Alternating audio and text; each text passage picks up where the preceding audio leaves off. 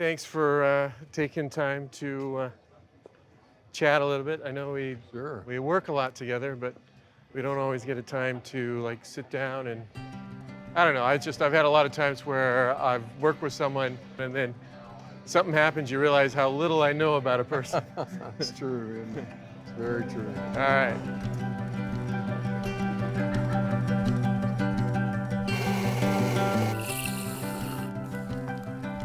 See if I can do this without spilling, Yeah, I which can is not always an easy task on my hand. really taste the almond milk in this Yeah. chocolate. It's totally like almond. So have you ever been here? This is the first time. It used to be over that way, but. So again, Randy, thank you for taking the time. It's pretty simple. Just kind of take the time to get to know Randy Roberts. Nothing but excitement. Stifle your yawns. I'll just start right off. I know when, if anyone's been listening to the sermons over the years, people know that you grew up in the mission field and your dad was an evangelist, a pastor, all that kind of stuff. But when did you first realize that maybe you were called to the ministry? Well, I was drinking a cup of hot chocolate. No. On the Amazon. On the Amazon, which was a rare event. Yeah. I was probably 14, 15 years old. Actually, maybe a little bit older than that, because I had contemplated going into medicine. I was kind of planning on that, actually. And the system in Mexico was different than the system here. Yeah. You had primary school, secondary school, and then prep school, which at the end of prep school would be the equivalent of graduating from high school here. But at the end of prep school, you went straight into your carrera, meaning your career, medicine, law, dentistry, whatever. Interesting. So you started much earlier. And I was going to finish that prep system and move into med school. I remember going with my dad to the university and the process of, kind of doing that. And Checking it out and stuff? yeah, ended up just not feeling ill, just feeling ill at ease with it, not feeling at peace with it. And so around that same time, I just had this growing sense that God was calling me to ministry. For me, I've heard people talk about, either lights flashing or Right. bells ringing or whatever. There was never any sense of anything like that. There was outwardly no dramatic change. Inwardly, that was a different story. But it was that conviction, and once that kind of settled, everything kind of flowed out of that. After that, I really had no questions. What are some of the things as you actually were in ministry that kind of helped you affirm, I'm doing what I'm called to do? I think one part was it just had a lot of interest to me. I loved the process of studying the Bible. I love the study of ministry, meaning church and ecclesiastical matters, and just the life of the local church community. All those things I loved, and they felt natural. It felt very much at home. So I didn't feel like I was moving into something that was foreign space or foreign territory. It felt, I belong here, this fits. And so I think it was that sense of fit. I believe that sometimes young adults will ask, or even youth will ask, what does God want me to do with my life? I love the Frederick Buechner quote that says, wherever your deepest gladness and the world's deepest need meet, that's where you want to be. And so I think one of the best ways to tell what God's will for your life is to ask, what really lights my fire? What drives my passion? What do I do the which when I'm doing it, I say, oh man, this is what I was made for. What is that? I think that's God's signal to you, because God's not going to gift you to do this until you go do that. He's not going to gift you with an ability to design buildings and then tell you, now what I really want you to do is go work as a pharmacist. He's not going to do that. Right. God's going to gift you with something that will prepare you to do what He's called you to do. So for me, there was a sense of I don't know if this is a word or not, but rightness. This is right. I'm at home here. This fits. I imagine a lot has happened. You've been at the Loma University Church how long now? 19 years. 19 A little years, over yeah. 19 years, yeah. So, Actually, I first started attending University Church in '84. That was about 35 years ago. Then went back to Texas, and then when Anita and I were here, we were members at University Church for sure. many years. So, I know you've talked about your kids in the Sabbath schools right, and all that kind of stuff, and right. the friendships. I imagine you've seen a lot of change, and I imagine it's had a lot of impact on you. How has being the senior pastor of this church changed you? I realize that's a big question. Maybe just a couple of highlights that how it's kind of impacted you and influenced your own spiritual growth and your calling. Wow, that's a really big question. You know, there are many different things that are true about that, I could probably say. It has certainly deepened my dependence on God and a realization that our need, my need for God is deep and intense and real, just on a personal level, but then to broaden it on a church level, because both the world and the church are, or at least feel, maybe people who lived 50 years ago in this kind of setting would laugh to hear me say this, but it feels to me so much more complicated and complex even than when I first started here. Not a little bit, a lot. Yeah. And so just the need to depend on God and continually have an attitude of prayer and of just laying it before God and saying, half the time I have no idea what I'm doing. The other half the time I can't figure out what to do. So I really need you in this. Right, right. Dependence on community, on my colleagues, on the staff, our lay leaders. I mean, those things are really deep and intense. I think it has probably helped me grow a thicker skin. By temperament, I tend to be an introvert and tend to rather hold back in groups unless I have some role I have to fulfill. My boss at the time, Jerry Winslow, who was the dean of the School of Religion at the time when I worked there, when this invitation came, he said something to me that I still remember to this day, and he had no idea how much of a prophet he was. When the invitation was actually extended, and Anita and I were praying about it, talking about it, he said, you know, if you take this, you're not going to be able to hide anymore. Man, I have thought about that so many times over the years. When contentious, difficult issues come up, when things are happening that everything within me just wants to run the other direction, go hide somewhere. I've often thought of Jerry saying, you know, if you do this, you're not going to be able to hide. I think the realization that pretty much you could probably say every single week, it's not that I pay attention to it or necessarily hear it every single week, but if you dig down, I think it's true that virtually every single week, no matter what we do at the church, no matter, somebody cheers and somebody boos. Yeah, true. There is just no way to make everybody happy. Right. Now, I don't remember who first said it, but I think it's very true, and that is, I don't know what all the ways to succeed are, but I know one surefire way to fail, and that's to try to make everybody happy. Right. Because there's no way to do it. Yeah. And that, back before I started here, that would have been really hard for me to stomach. It still bothers me, but not to the degree that it did. I've finally just come to There's kind of terms some that practical reality to that, yeah. it's a practical reality. It doesn't matter. And somebody's gonna watch this and say, what? You know, anyway. Yeah. So you just kind of have to shrug your shoulders and Yeah. say, I'm gonna go put on a costume and pretend I'm something else. Yeah, exactly.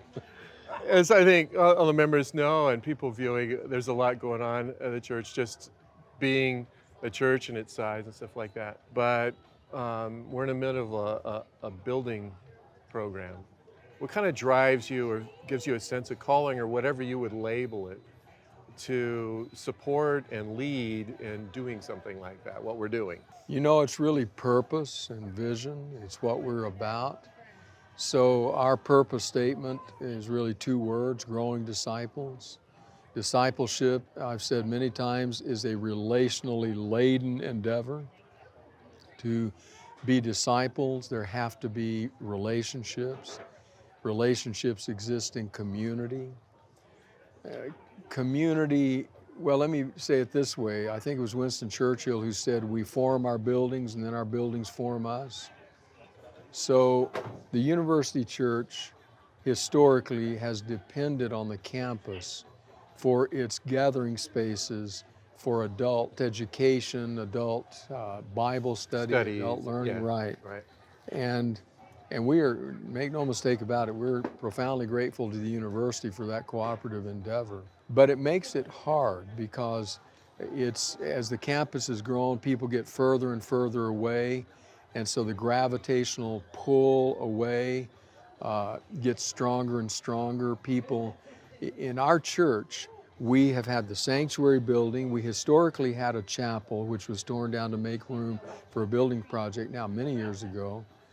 And we were left with what was the children's wing with a few administrative offices. And we began to rob children's space because we had no other space for offices, for young adults, for prayer room, for, I mean, just all. LLBN was born out of one of our children's Sabbath School rooms. So that space was disappearing. We didn't have adequate space for adult ministry. Our fellowship hall was woefully too small, not a little bit, woefully too small. And the church had just outgrown any possibility of having credible adult ministry there. So what happened, I shouldn't say happened in past, what happens and what's happened for many years is there's a tendency to come to attend a large group event, like a very large Sabbath school or a very large worship service, and then go home. There's no place to gather, there's no place to congregate, to do things that foster community, relationships, and therefore discipleship. And we just realized if this church is going to have a future other than just a big event setting and kind ministry. of a program-based. Program So everyone based. loves the programs. Exactly. But it's kind of a come and go. Exactly. It's a free program. If we're okay with that for our future, then we don't need this building. Right. So, but we weren't okay. Right. There was throughout, at every level, people want more than that. And so in order to do that and preserve our children's ministry, which has suffered, has taken deep hits over the years because of that, we needed space. And so that's really at the core what has driven this. Another thing that I know I'm really excited about that we talk about as a pastoral staff and with the laymen and leadership is this kind of growing young or growing disciples, that whole Right. picture where I've been in so many churches where this group of the church is this way, and they just somehow try and find a way to cohabitate. Right. But it's not a connected kind of thing. Tell me a little bit about kind of your vision and how we're trying to grow as a complete church with all the different demographics and ages. Well, we're very focused on intergenerational church. We're participating with a seminary in the area, Fuller Theological Seminary, in their Growing Young endeavor. We call it at our church Growing Disciples Together, which is intergenerational in its approach. We're trying to have the different Sabbath school ministries be generational, be age specific, and then have many other contexts, specifically among them worship, where intergenerational realities unfold, where people across generations touch lives. That's not easy. We live in such a specialized world in so many ways that the culture actually kind of pushes against that. So it's not a natural.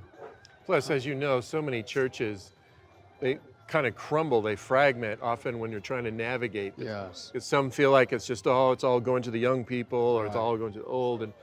And that's one of the exciting things I feel is, though it's not easy and maybe we're not always doing it perfect, we're trying to take steady, intentional steps Yeah. to bring everybody together. Yeah. So in this stage of your ministry, I'm sure there's a lot of things, but what really kind of excites you or kind of renews that passion where you get up every day and I can only imagine with all the challenges, the praises and the boos, so to speak, that sometimes it's just like, what kind of keeps you going? Yeah, that's a good question, Stu. I think a number of things. One, obviously, is just serving God in whatever place He has put me, and serving Him faithfully and serving Him until He says, I'm done with you there and I want you somewhere else. Another is building our staff as a community of colleagues that grows together, but also doing everything I can to support our staff in their own ministries, seeing staff members thrive, succeed, do things that we have never done before, bringing new endeavors into our church and into what we want to do as a community of Jesus followers. So staff is a big piece of it.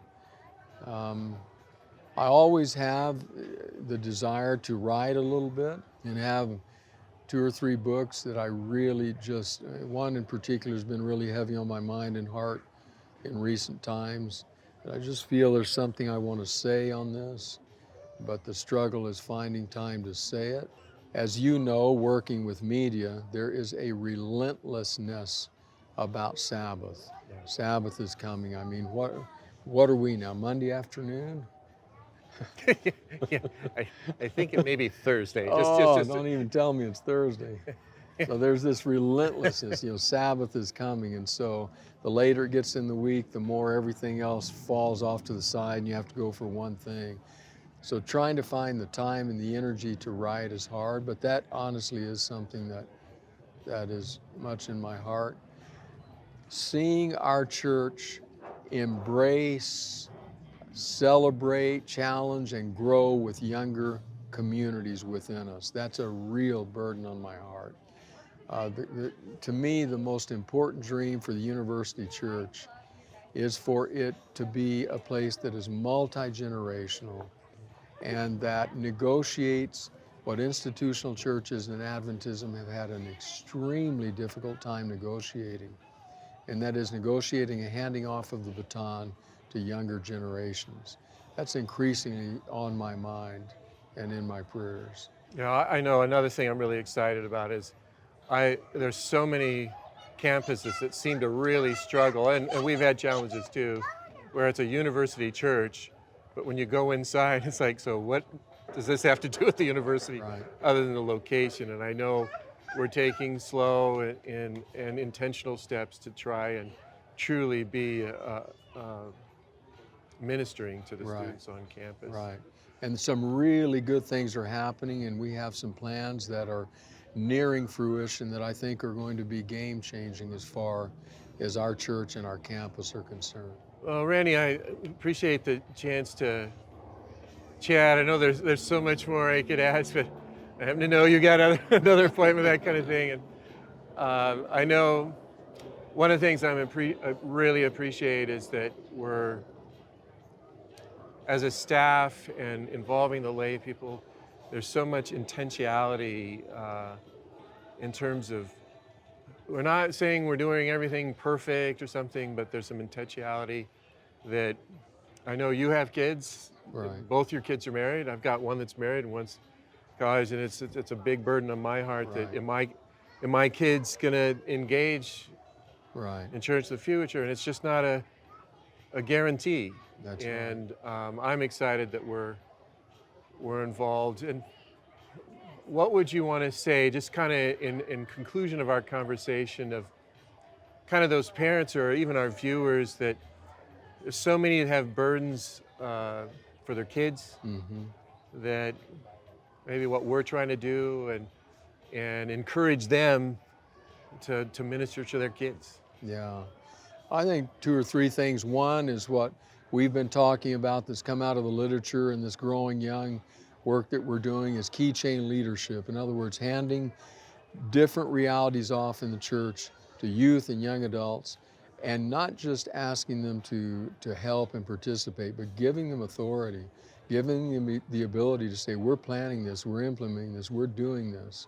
I think that's a really providing an environment of support. Correct. Oh, we're yeah, trusting. Absolutely, Yeah. Absolutely. I think another thing is a place where worship, for example, happens in a method that is kind of a language that is native to their heart.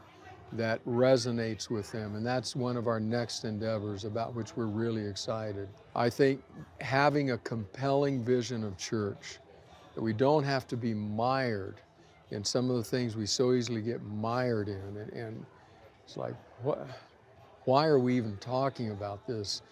And why aren't we doing something bigger and greater for God in the world? Calling them to sacrifice, to do something that costs, but that ultimately truly matters in life.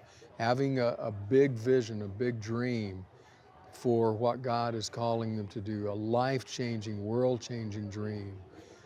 Those kinds of things, I think those are the kinds of things that echo and resonate in their hearts and souls and make the church relevant. I don't think we set out to make the church relevant. I think we do these other things, and those other things make it relevant. So those are the kinds of things I think about. Well, I know because we ran into you this morning that you're working on a sermon and you got some other meetings, so I want to respect your time. Thank you, Stu. Hopefully we'll be able to talk to you some more Absolutely. soon. But thanks you for, carving out a little time. And Absolutely. I always Thank enjoy you. our conversations. Always.